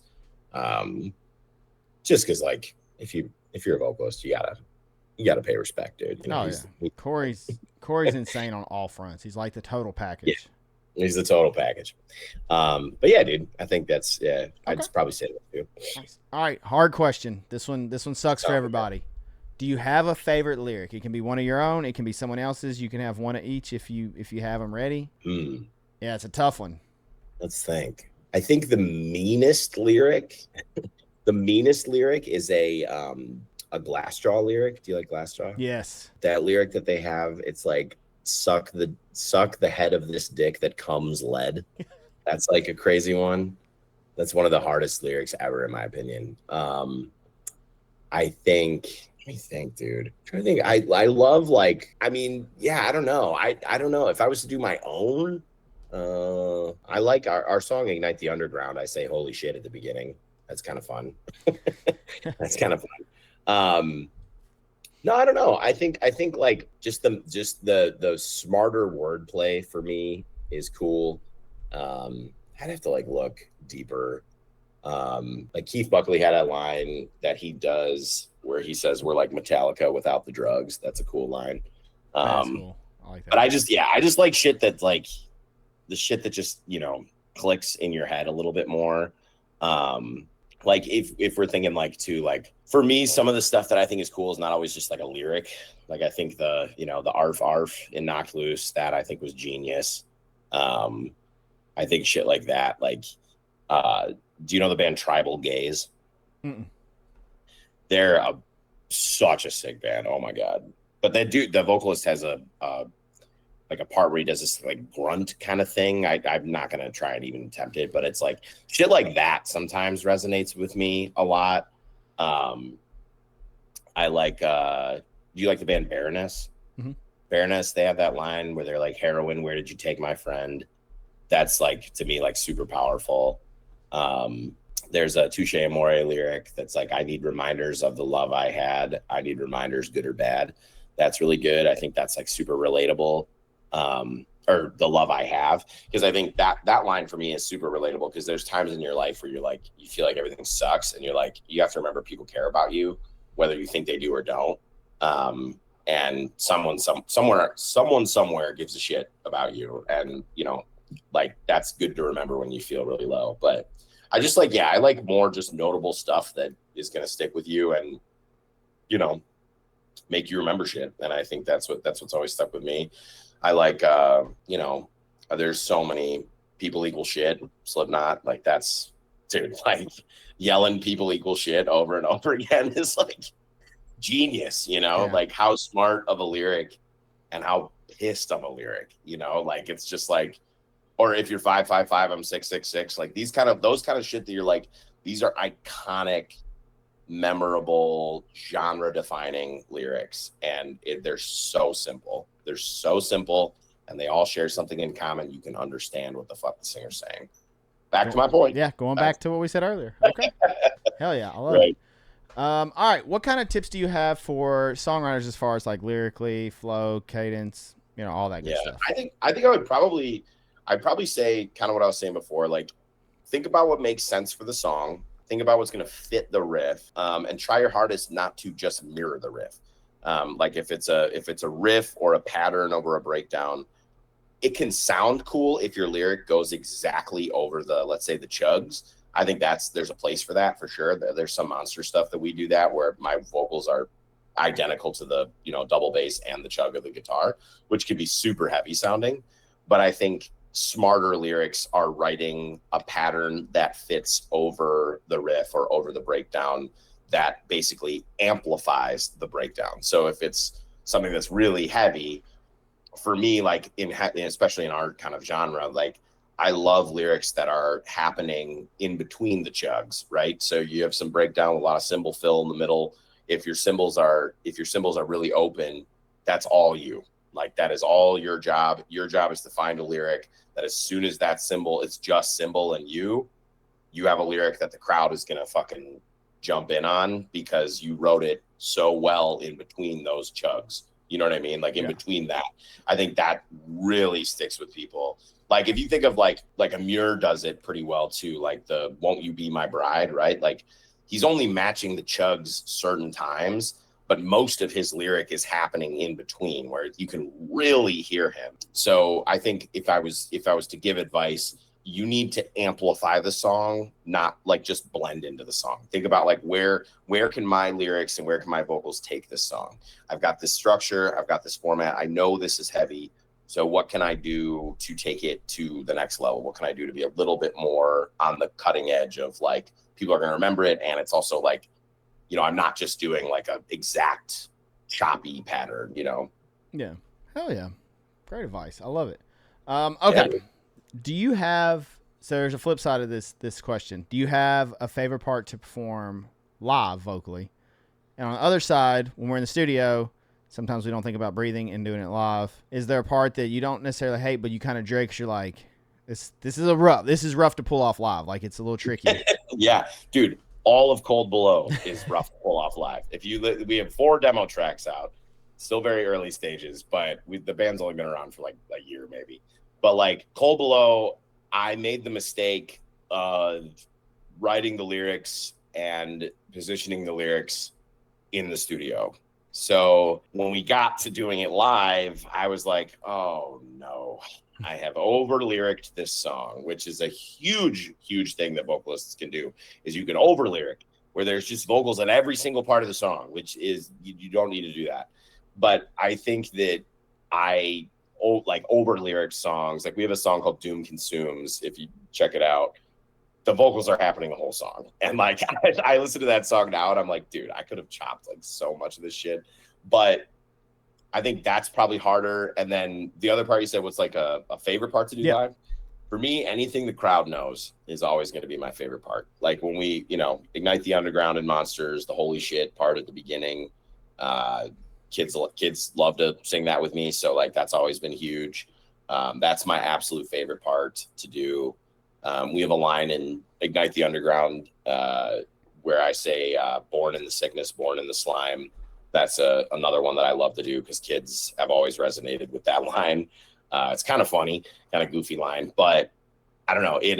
Or in that, I would say probably that song in particular has always been my favorite to play. It's been, in my opinion, that's what I'm most proud of when I look back on my career in music and what I've done. Ignite the Underground is definitely what I'm most proud of. It's a song that I didn't have too much influence from other people on, which was cool. Because, you know, you're tracking in the studio. There's the guy who's doing it is usually pseudo producing. Or if you have somebody who's like actually producing it, then it's a little stressful. But Ignite the Underground was very much a song that it was my lyrics, it was my structuring, and it's the biggest song Monsters had. So I'm very proud of that song. And I just love kids singing, man. There's nothing more fulfilling than being able to like see people, you know, sing your lyrics. And I think that's the gift that all vocalists get to experience, is seeing kids remember your lyrics and sing them. And that stuff is super powerful. And I don't take it for granted for a second, man. Especially even now, 15 years after the band, like kids still being into it is just, I could tear up, man. It's crazy. It's really a really cool thing. Not far away from seeing him sing Monster lyrics again. Are you going to be there? Are you going to make it out? I wish I could. Probably not. I probably won't be able to get to Chicago. I'll send you. I would not expect you to. I'll send you plenty of vids. We'll get a shirt and stuff for you. Oh, dude, that's sick. Thank you. I would love to be there. That'd be such an epic show to go to. Like, I just see that being just an emotional show. Like you said, like a hometown show. You end a career, legendary career, and then just, God, man, that's bands that essentially grew up together, like wrapping it up. That's really cool. Yep. You can't ask for a better send off to kind of go out on your terms, your way, like that at home with the people you love, like that. What else could you ask for? Right. And the dude who's setting up the show is a guy who's booked all of our bands, so it's like it's awesome. Gonna be super fun, man. It's gonna be super fun. Okay, fun question. So this question is inspired by Adam D as well as Kyle Medina of Body Snatcher. Those are like my 2 references I really use for this. Oh, I love Kyle, bro. I love Body Snatcher. I love Kyle. Kyle is amazing. He's such a good dude. Yeah. Such a good Nice. vocalist. But you kind of already know where this question is going. Then I can tell since you know them. But mosh calls. Do you have a favorite mosh call? And it can be anything from like, I don't really know what to call them. There's like the normal, like, are you out there? Like, let's, just the normal, like regular stuff people say. And there's nothing wrong with that. It all is like what you want to portray, the image your band has. And then there's the off the wall, don't know where it come from, like sayings like Kyle does, Adams does, we're just the heavy parts coming and it's just like a random thing is said and you're just like, wait, what? And then all hell breaks loose, there's something about that art that I love. So do you have a favorite mosh call? Let's see. I love Hospitalize Someone. I use that one quite a bit. I had one I said was I said it at a Cole Below show not too long ago, where I said, how did I say it? I'm trying to remember. I said it like punch yourself in the fucking face or something. I basically told people to punch themselves. Did anybody punch themselves? Yeah, like I can't remember how I said it. My girlfriend would remember because she says it to me all the time after she saw me do it. But I like that one. I've had mosh calls where I'm like, the side of the room is your fucking target. Make somebody regret that they paid money to come to this. Shit like that, especially when I was younger, like in those days, like we were just all about the mosh, dude. We were so stoked if kids were beating on each other and we would just fucking encourage it, man. We would just encourage it. And I look back and I'm like, I don't know if I should have, but I don't know. It was fun at the time, but I like that, or like that was the era though. Like that's essentially era, what right? it was. Like you knew what you were getting into when you would go to those shows. Like you knew what to expect. Yeah, I had one once where I was like, pick somebody out of the crowd and take them to fucking church. Who knows what that means? I don't know. I don't know. Kyle's better at it than me. I've seen some of those videos he's posted. Have you seen the new thing they're doing, like the the King of the Chats or whatever, where they get a random mosh call? Yeah. It's genius. It's great for marketing and social media, and it's fun live. So yep. That's another band we kind of talked about, like workhorse bands. They're a workhorse. Like they stay on the road. I was talking to them about it, and they're even like at one point they were like, we're going to take part of this year off, and now they just finished up with Casey Strain. They're about to go out with Whitechapel. Yeah, they're crushing. It's insane. I know Chris fairly well too. Chris and Kyle and me, we talk quite a bit. Those guys, I mean, I know Chris from King Conquer back in the day. So Monsters and King Conquer knew each other. So like we all like, I didn't know Kyle until not too long ago. Somebody tagged, he's got his merch store. Yeah. That he runs. Someone tagged me. He had a Monsters gear, and I didn't know like who it was. And then we messaged each other, and he's like, "Dude, I'd like sing for Body Snatcher," and I'm like, "Oh shit, like no way." And then we just kind of kick it. He was messaging me about the reunion show too. I was like, I'll get you something, dude. Don't worry. So speaking of, I told him I'd send him a shirt. Didn't you? You guys posted about designs, right? Like some old designs that bring back. Yeah. So we message Kyle. He has a insane collection. Yeah, he has our old Wu-Tang hoodie, I think, that we printed. We did a Wu-Tang rip. It said "Protect Your Neck" on the back, which is pretty sick. But it's funny, when we posted that, he messaged me like right away. It was like, let me send you some shit. Because we're working with a company now that's going to print them for us.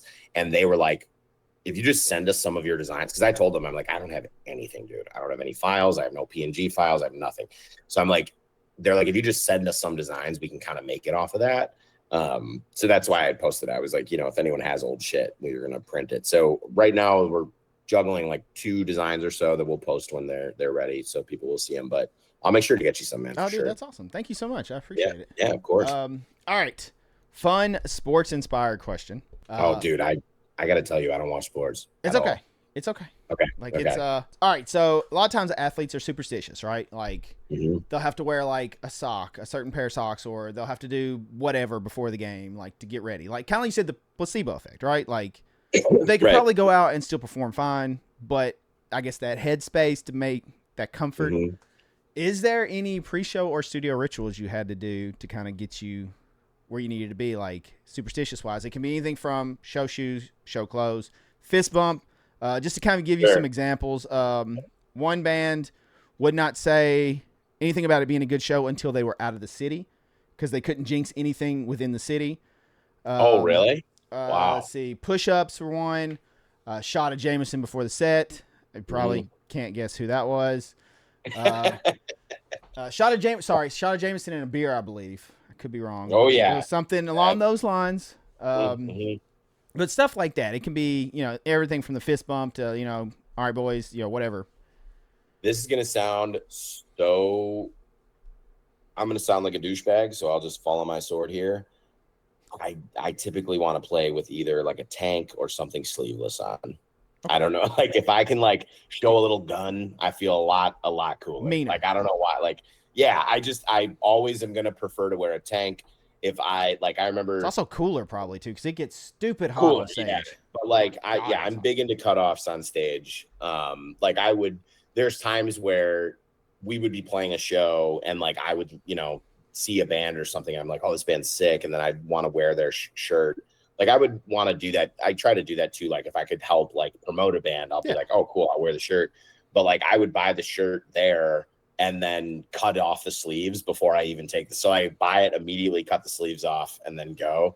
That, and then I will also say I got to have a freshly shaved head always.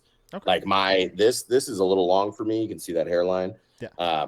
Thankfully this is not on video. Oh, it will be on YouTube actually, so people will see it. But my hairline is pretty crazy. But I basically like before a show, I need to be like completely skinned. And typically with some sort of beard like this. I don't like to look like I'm disheveled, Okay. I like it. Okay. We got some rituals. Nice. There's definitely at the reunion show will either be a tank. I'm trying to decide a tank or a cutoff. I'm trying to figure out what I want to do. Show the guns, dude. It's flexible. I'm really when we played a Monsters reunion show back in 2013, I did a black tank and a ski mask. Which I am toying around with the idea. But you did the whole set in a ski mask? No. I did like how did you not die on stage wearing that? I think I did our intro and then just like pulled it off. So I'm like, I love shit like that, man. I love shit like that. I'm trying to imagine like how not to die wearing a ski mask. No. I only did it like for the beginning, and then I was immediately like, whoop. Because it's always so hot on stage. Like it can be like negative degrees outside, and you get off stage and you're just like steam, dude. Yeah, dude, it's crazy. But you are up there screaming and jumping around and like, for 30 plus minutes a night. So right. All right. So do you have a favorite show that stands out to you over the years of playing? Yeah. Let's think favorite shows. One of my favorite shows ever was on the Oceano Contagion headliner that we did back in the day with them. We played West Dundee, Clearwater Theater, Butts to Nuts. I think it was probably sold out. And it was a hometown show, West Dundee, Illinois. There's clips of it on our Facebook, our Instagram. I've posted some of it, but like it's just the best we've ever sounded. I just love that show. And then I think there's like more of for me, my favorite, I guess I would say more of like a favorite tour. That was the next question. Yeah, the Contagion tour was incredible just due to its size and us playing on stages that we had never played on before. But my actual like truly favorite tour is we did a co-headliner with the band Legend, Chad Rulig's band. Yep. Shout out to Chad, my boy. We did Monsters and Legend. We just traded off each night. So like they would headline one night, we would headline one night. And that tour specifically to me was really meaningful because we were the headliner and, we had probably 300 to 400 kids a night. And we did like a Midwest East Coast kind of run with them. So that tour for me was like the one time it was the only time we'd ever done that headliner or co-headliner. And it was crazy because kids were coming out and it was like, holy shit, like these kids are for us, they're for our band. If you're the headliner and you're pulling people, that's a huge win.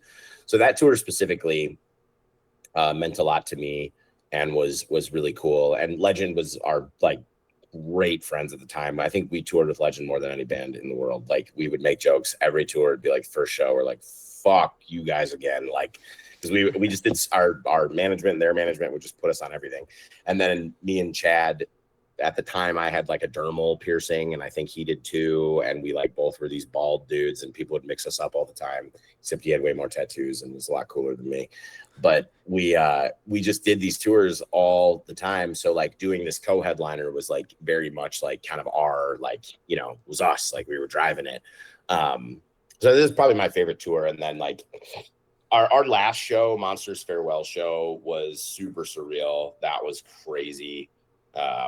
Just, you know, the sheer volume of people who were there and cared. And by the end of that show, I remember we had like all of our merch, and we were just like taking our merch and throwing it into the crowd, just giving it to everybody. And like, that to me is like, you know, that's so cool, you know, like that's so cool. And like all the bullshit was done. We were like done with the label bullshit. The band was broken up. We had all this extra merch, and we were just like, just fucking take it, dude. Like, we don't even, you know, and to be able to kind of do that with the kids that were into us and stuff was super cool. And that's the only time I've ever worn my own merch on stage, which is like, I always used to swear against it. I'm like, I'm never doing that. And then I did it at the last show, but that was like super fun, super fun. There's videos of it somewhere. But I think the audio is like completely shot, but it's like it was at a VFW that we played at all the time. Actually in Wisconsin, funny enough, we did our last show in Wisconsin. We had this weird like major group of fans and followers in Kenosha. There was like, we would play Kenosha and we'd pull more kids sometimes than Chicago, which was so interesting.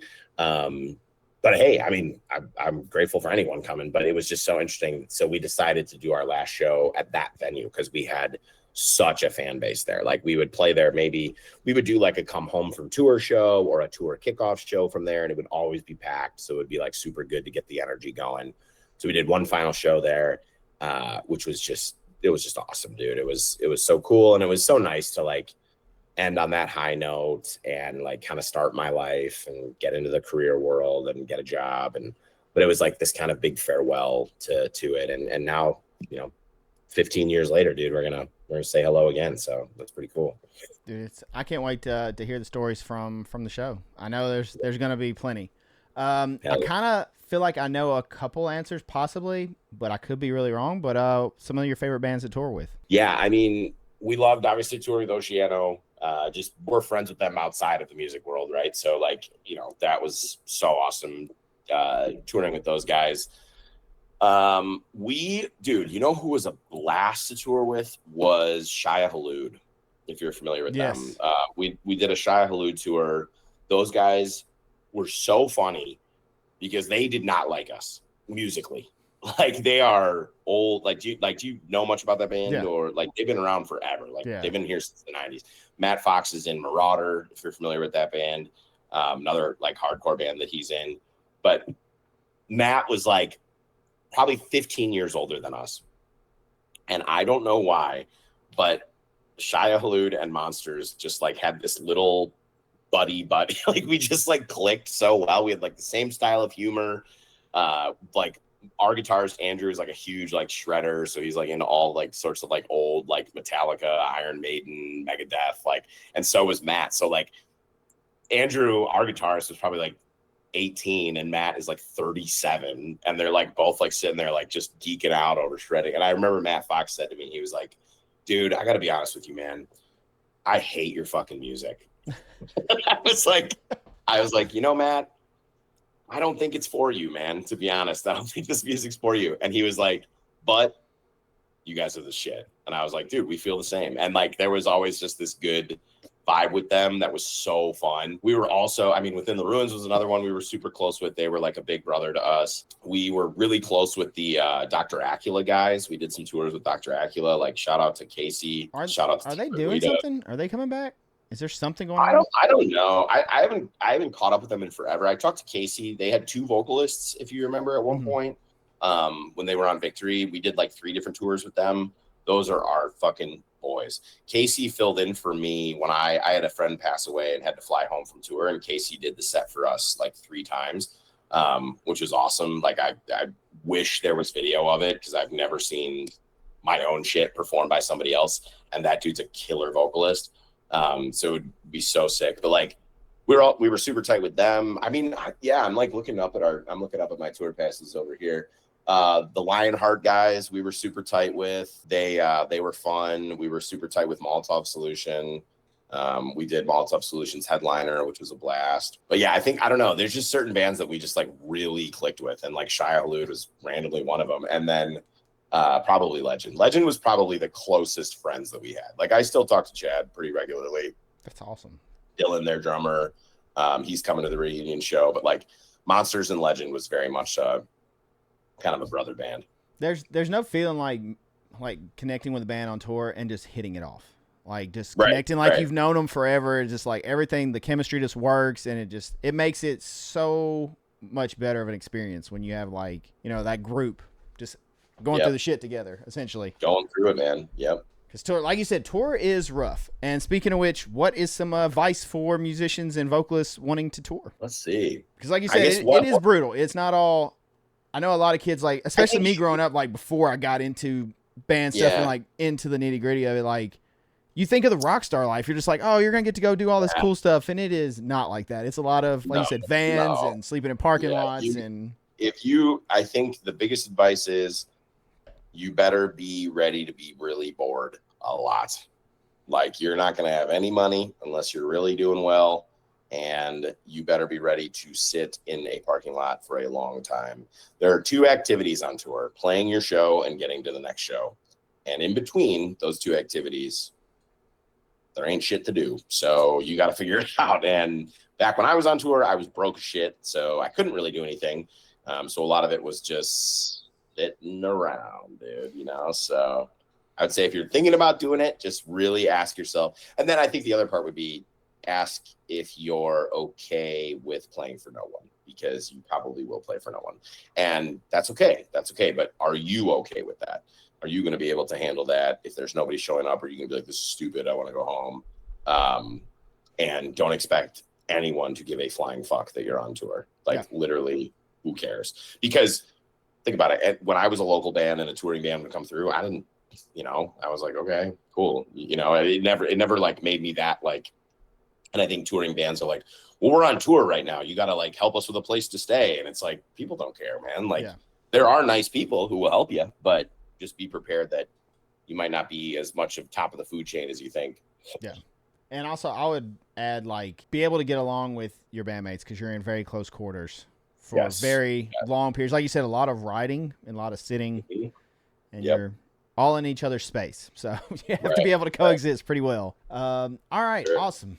So what can we expect from this this reunion show? Is there any surprises, any fun stuff you guys are planning that you can share? Because I know we still got a little bit of time before it. Yeah, I think there's one band that's still going to be announced. Okay. If you've seen that, I will say now, if this comes out, the band will be announced this weekend. So I can't say anything. But either way, there's still a band to be announced, and we will have merch. We're gonna be hanging out. We are no major like surprises. I mean, it's just gonna be, we're just our goal. And I think if anyone listens to this who is going, we just want to talk to people and hang out. Like I'm gonna try and actively be around people as much as I can there, just because it's, like I said, it's such a humbling experience, and we're super excited to do it. And the fact that anyone is going is unbelievable and so cool. So come up, say what's up, hang out with us, talk to us, where we want to, you know, tell us what you remember, you know, all that shit, get real sentimental with it. But it's about it, man. Hell yeah. And all right, so at this point in the show, I have two questions for you. The first thing, well, not really questions, two little sections left, but the first thing is to plug anything and everything you want. That includes where can people get tickets that want to come to this reunion show, as well as your bands, all the stuff. Plug away, whatever you would like, sir. All right, well, let's see. The show's on December 6th. It's in West Chicago. That is not the city proper if you're not from Chicago. West Chicago is a suburb outside of the city, about 45 minutes. It's at the venue, the WC Social Club. Truly one of my favorite venues ever. Great sound, great food, easy to get to, good parking, super easy to just like chill in the back if you want by the merch, or get up front. So it's like 750 cap, I think. So great size room. It's going to be Oceano's final show. They're playing with their lineup from Contagion and Depths, their 2 records. They're going to play with that OG lineup. We're doing our reunion. Last 10 Seconds of Life is on the bill. Sick ass band. And then a local band from out here called I Bet. They're doing the opening spot. And then a band to be announced. You can get tickets at Skeletix is what it's called. But if you go to any of our socials or anything, you can find it there. There's links everywhere for it. And then once that is over, you should check out Cold Below, because that's the other project that it's going to pick back up. We've been kind of paused on it because a lot of the focus has been on the reunion. Probably early next year, we'll be getting back into the studio with that project and getting it out there. So you can find us Instagram, Cold Below. Search us on Spotify, Cold Below. We have 4 demo tracks up. Still early stages, but that is going to be kind of where my focus goes after this. But yeah, man, I think, you know, that's really all I got to plug, man. If you can find us, find us monsters _shy on Instagram, because of course that name was taken when I made that Instagram. Or you can find Cold Below at just Cold Below or Cold_Below. Okay. And I'll have all the links, including the ticket link and everything, down below in the description. So guys, go check it out, go follow, go show love. I do want to ask before I get to the last question. So there's a gap in your musical journey from when Monsters ended to Cold Below. How was it picking back up the mic and doing vocals again after this hiatus? It was awesome. It was awesome. Rust kind of like knocking. Yeah, definitely had to kick the rust off.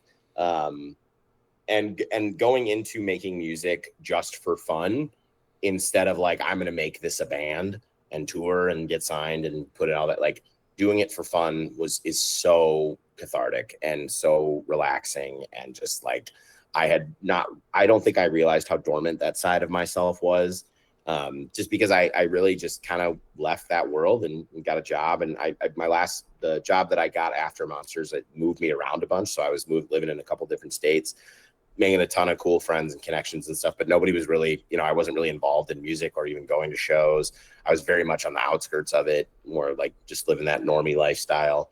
And I don't think I realized how much I was missing doing vocals and getting behind the mic and stuff. So doing Cold Below was like, it's been awesome, dude. Which is why, like I say, like Monsters who knows if we do something fun in the future again, who knows? I mean, I think this reunion for us is kind of telling us like, if we want to play a show with that band, we could. It's not as hard to pull off given the stage of life that we're all in. Because I think for a long time we thought it would be hard to get everyone together. And then once this show came together, it was kind of like, oh, this is actually easier than we thought. So, maybe there's a possibility. But that being said, my focus is probably going to be on Cold Below with those dudes, just because we have a lot of stuff in the tank. We're pumped. It's gonna be sick. So if you haven't checked that out, I would say definitely take a peek. Only a couple songs out, rough tracks, but you'll get the vibe. Absolutely. I definitely can like echo that sentiment about the vocals and picking it up. I had probably 12-year gap of just not really doing anything musically, kind of, and I don't think I truly understood how much I missed it until we kind of got together and we were just like, well, let's just do something for fun. Let's write a song for giggles, just for us. Yep. And then it scratched that itch that I had that I didn't know I had. And I was like, holy shit, I missed this. Like, I need this creativity, this therapeutic side. Well, I think you put it, at least for me, like I just put it in like such a, like kind of like put it away. I was just like, oh, that was me when I was younger. Yeah. And then once I did it now, I was like, wait a minute. Why? Who cares? I'm going to do it now. Who cares? And like, you kind of feel like, oh, I used to do music when I was a kid. And then now I'm like, fuck it. I don't care. I'm going to do music now. If I can do this shit, when I'm in my 40s for fun, like that's a huge win. So we'll take it, man. Hell yeah. All right. Final thing. What I like to do in the episode is just kind of let you give some words of wisdom. Maybe it's an aspiring vocalist, someone that wants to pick up the mic, or maybe it's someone that's been doing vocals for a little while, needs a little extra inspiration, or even a veteran that, maybe they're in a rut. What kind of words of wisdom can you give to the vocalists out there? I think for a vocalist, never shit talk your crowd. I say that all the time. Never shit talk your crowd. Oh, this is another one. If I was to like put my arm around someone, I'd be like, don't try to be a funny frontman. You're not funny. You're also not a comedian. The funny frontman, to me, it just lands flat. So what I think about is, if you're going to be a vocalist, understand that what you're doing is a little silly. You're screaming on a microphone. but understand that your words and the lyrics that you're writing and how you're performing them is very important to the people who are listening. And that's a big responsibility that you have. And it's a blessing to have that responsibility. But just know that, like, if you have, like I said earlier, like if one person cares and one person listens, that's a win. And that's something you can take to your grave. And you can say, I produced a piece of art that someone cares about. And if you're the actual one singing on it, just know that, like, your words and your lyrics may mean a lot to someone, and you may not know that. So, you know, don't go hating on that stupid song you put out too hard, because that might be somebody's favorite song and they might want to hear what your take on it is someday. So if you have someone that gives a shit about your music, give a shit about them is what I would say. And don't, you know, never fall prey to being a rock star. If your band blows up, like, remember, it's kind of silly. You're screaming on a microphone, even if it's in front of 1,000 kids, it's still kind of silly. So just keep that in mind, keep yourself humble, and just be grateful for, you know, the opportunity to do it, and keep doing it, man. Oh yeah, I love it. I was waiting on the enunciate too. I'm not gonna lie. Oh, and enunciate, yeah. I was waiting. I was just waiting for the sneak in of there. No, my major sneak in is don't be a funny front man. Okay. Like, I mean, like, that's my biggest pet peeve, is the guy who's like trying to be, you know, trying to be Blink 182 up there. And I'm like, just please. It's not that funny, and it's not going to put on a badass live show if you're trying to be a comedian. But that's my take. Yeah. But cool, man. Well, this Frank, is great. Thank you so much, man. It's been an honor. I've had a blast chatting with you, and I truly, truly appreciate your time. And you guys are going to crush on the reunion show, dude. Thank you. I have no doubt about it. It's going to be an epic show. If you guys are in the area or want to travel, link will be down below. Please go check it out. Last time, so I mean, you got to go check it out. Hell yeah. Thank you, brother. Appreciate you, man. Thanks for having me on. I look forward to seeing everything come through. Hell yeah, man. Thank you so much for your time. All right, bro. I'll see you later. Thank you all so much for watching and listening to this episode of Behind the Vocals featuring Frank Pierri of Monsters and Cold Below. Please be sure to check out the link down below if you're in the area to go check out Monsters' reunion show with Oceano for their last show ever. Also, be sure to check out the bands Monsters and Cold Below and go see what Frank's up to. Keep an eye out for them on social medias for announcements, music, all that good stuff. Thank you all so much for watching and listening. I greatly, greatly appreciate it. And I hope you enjoy this episode, and I'll catch you guys and gals on the next one.